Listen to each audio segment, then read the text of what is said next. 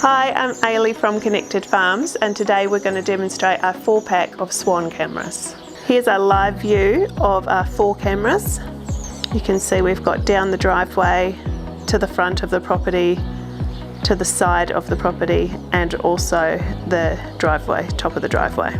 So if we enter into this view, we've got the option to turn a siren on, turn the lights on or off, talk back, so we've got two-way talk, take a screenshot,